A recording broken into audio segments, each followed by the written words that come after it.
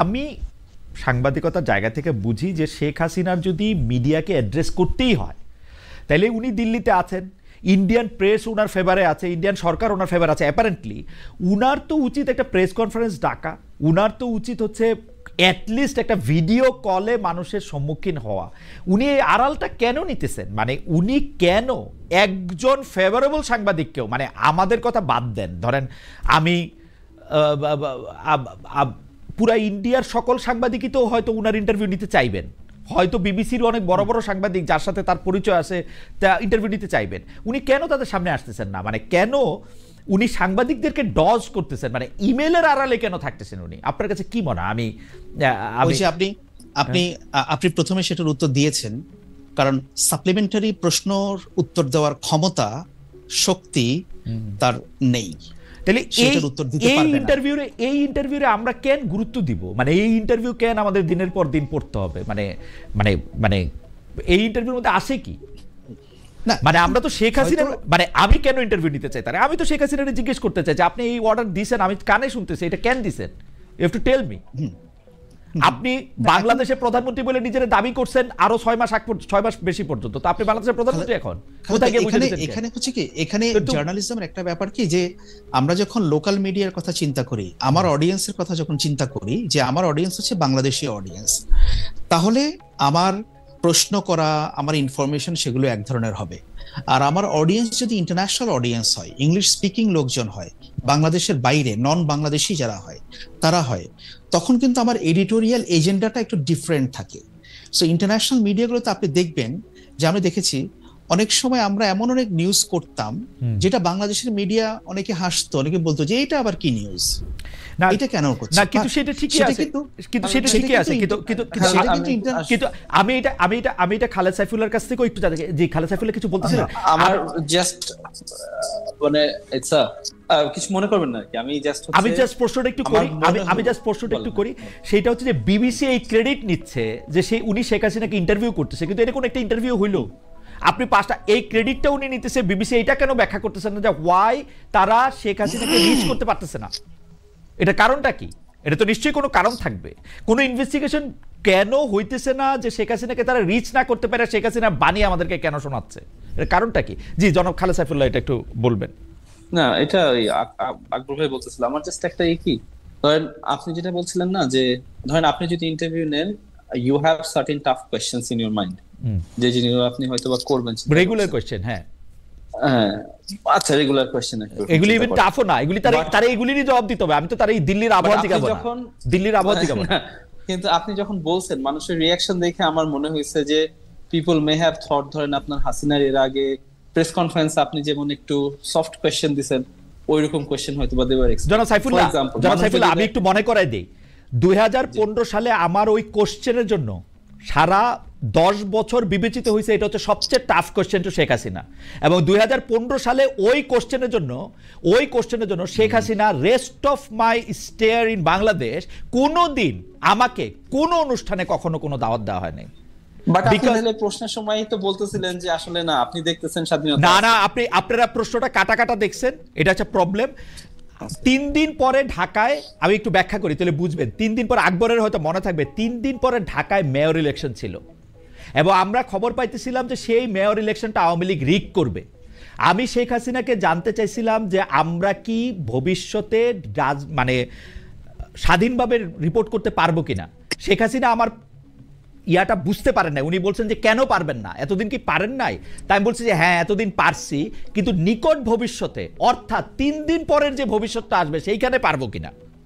Then she lost it, এবং উনি আমাকে 40 মিনিট ধরে কিন্তু ওইখানে উনি আমাকে বক্সেন, এবং উনি এরকম করে দেখাইছেন আপনি যে আমাকে পেঁচিয়ে ধরেন, সেটাও আমি অপছন্দ করি। And that was my last time যখন আমি ওইখানে ইন্টারভিউতে পাইছিলাম। এবং মজার ব্যাপার কি জানেন, আজকে আপনি যেটাকে সফট হিসাবে বলতেছেন, এইটাই হার্ডেস্ট কোশ্চেন হিসাবে গত 10 বছর আমার প্রশংসা করে ব্যবহার করা হয়েছে।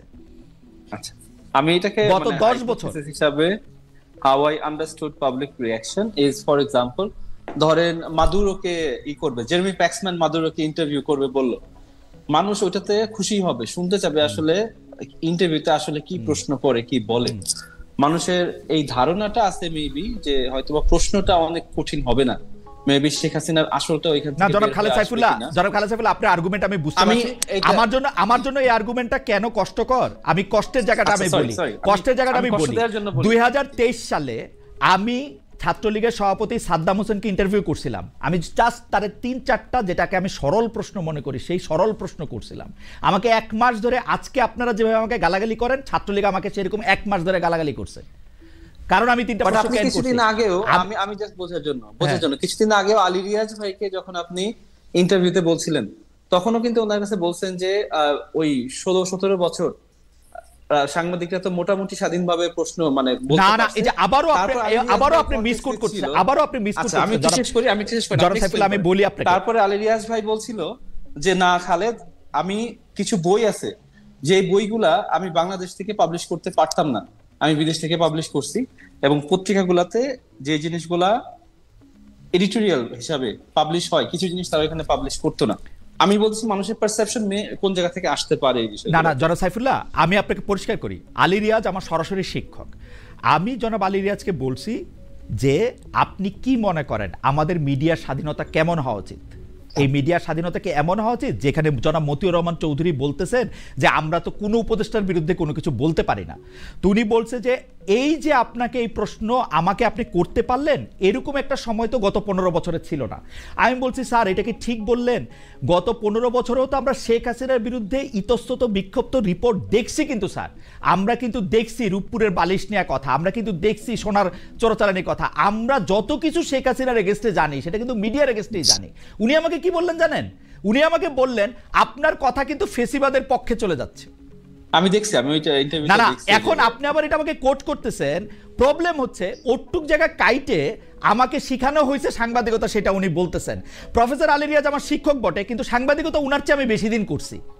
আমি কিন্তু জানি যে কোনটা কোন রেজিম। আমি বাংলাদেশ থেকে যখন তৃতীয়বার শেখ হাসিনা ক্ষমতায় আসছে, আমি বাংলাদেশ থেকে কিন্তু চলে আসছি, কারণ আমি জানি যে ওই দেশে আমি সাংবাদিকতা করতে পারবো না, মানে আমার মনের মতো আমি সাংবাদিকতা করতে পারবো না। That was me. এখন আমারে যদি আপনি মানে আই ডোন্ট নো, হাউএভার আমি মানে ঘটনা হচ্ছে কি পাবলিক পারসেপশন বলে কোনো কিছু নাই, কিছু পারসেপশন আপনারা উৎপাদন করেন। যেমন আমি বলি, আমি বললাম সাবেক প্রধানমন্ত্রী শেখ হাসিনা ইন্টারভিউ আমি নিতে চাই, সঙ্গে সঙ্গে তাকে সাবেক প্রধানমন্ত্রী কেন বললাম, খুনি কেন বললাম না? আপনাদের নেতা নেত্রীরা সাবেক প্রধানমন্ত্রী ক্রস খুনি রাইট এটা দিয়ে দিলেন। ভাই আমি এখন সাংবাদিক, আমি এখন তারে খুনি কমু না কি কমু, এটা আপনি ঠিক করে দিবেন। বাট আচ্ছা, ওইখানেও ধরেন আপনার একটা কথা, আমি কিন্তু আই এম জাস্ট গিভিং কোন জায়গা থেকে পারসেপশন মে কাম। ধরেন ওই জায়গায় থেকে আপনি বলতেছিলেন যে বিচার হওয়ার আগে তো আমি আপনাকে তাকে খুনি বলতে পারবো না, বাট ওহো এক্সাম্পল আছে যে জায়গায় আজকে ইন্টারভিউতে আপনি অনেকগুলা জায়গায় যেগুলা বিচার হয় নাই, ট্রান্সপারেন্ট ফ্যাক্টস নাই, ট্রান্সপারেন্ট রিপোর্টিং নাই, রিপোর্টিং এর যে কোয়ালিটি সেটা নিয়ে সিরিয়াস প্রশ্ন আছে, বাট সেই জায়গাও কিন্তু আপনি সর্ট অফ ফ্যাক্টস আকারে বলতেছেন যে আপনাদের মধ্যেও তো আপনাদের কলিগরা এটা করে সেটা করে ওইরকম করে। বাট ওই জায়গায় আপনার একটা স্টেটমেন্ট ছিল যে হাসিনাকে তো আমি খুনি বলতে পারবো না, কারণ কোর্ট কি তাকে না না না, আবারও মিস করতেছেন জনাব খালেদ সাইফুল্লাহ। আমি আপনাকে ঠিক করি, আমি কিন্তু একটা ক্লাসরুম সিচুয়েশনে কথা বলতেছিলাম, that was not a public event. সেইটার মধ্যে আমি বলছি যে আমি শেখ হাসিনাকে খুনি বলি নাই তো কি হয়েছে, আমি এখন বললাম খুনি। আমাকে কি আপনার দেওয়া প্রেসক্রিপশনে কি কি বিশেষণ ওনার বিরুদ্ধে আমি ব্যবহার করব না করব সেটা আমি ঠিক করে নিব? আমি অলওয়েজ তার সাথে আমি 3টা খুনি দেয়া, আমি কিন্তু এইটা বলছি বিচার হওয়ার আগে আমি তারে খুনি বলতেও পারি নাও বলতে পারি, and that was A classroom situation. এবং সেই ক্লাসরুম সিচুয়েশনের মধ্যে আমি একজন সেখানের মধ্যে বক্তৃতা দিতে যাচ্ছি, সেখানের মধ্যে আপনাদেরও বহু লোক ছিল যারা বৈষম্য বিরোধী ছাত্র আন্দোলন করছে, যারা এটা করছে। আমার আপনাদের প্রতি মানে একটা জিনিস কি, আপনারা যখন সবাইকে না মানে যখন আমাকে প্রতিপক্ষ হিসেবে দেখবেন, তখন হচ্ছে কি আপনি অনেক কিছু দেখতে পারবেন, কারণ আপনি আগে থেকে ঠিক করে নিছেন প্রতিপক্ষ, এবং প্রথমেই আপনি বলবেন দেখলে আপনার এখানে ইন্টারভিউ দিতে আসবো, প্রতিপক্ষ দেখলে তো আসবো না, জার্নালিস্ট হিসেবে দেখার জন্য। না না, আপনাদের একজন নেতা আপনার পাশাপাশি জানেন, তিনি কিন্তু বলছেন খালেদ মহিউদ্দিনকে আমি কোনো সাংবাদিক মনে করি না, মনে করি গলাবাজ। ওর কাছে কোনোদিন গিয়ে ভিন্ন মতের কথা বলা যায় না। Is it true? আমি যেটা মনে করি, আমি জানি না কে বলছে এটা, সামান্তা শারমিন বলছে গলাবাজ একজন সাংবাদিক, গলাবাজ। আমি তাকে সাংবাদিক মনে, হাউএভার আমি এগুলি নিয়ে কথা বলতে চাই না।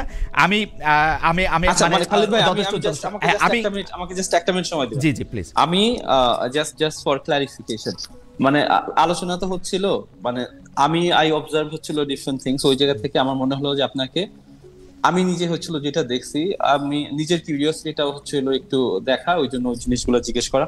অফকোর্স আপনি কাকে কি ডাকবেন সেটা তো অন্য কেউ বলে দিবে না, আমি কাকে কি বলবো সেটা অন্য কেউ বলে দিবে না। আই হ্যাভ মাই রাইট, আমি কাকে কোনটা বলবো, but based on the words I choose, সেটার দিয়ে মানুষ আমাকে জাজ করবে আমার মতামত কোন দিকে যাচ্ছে বা আমি কিভাবে আচরণ করছি।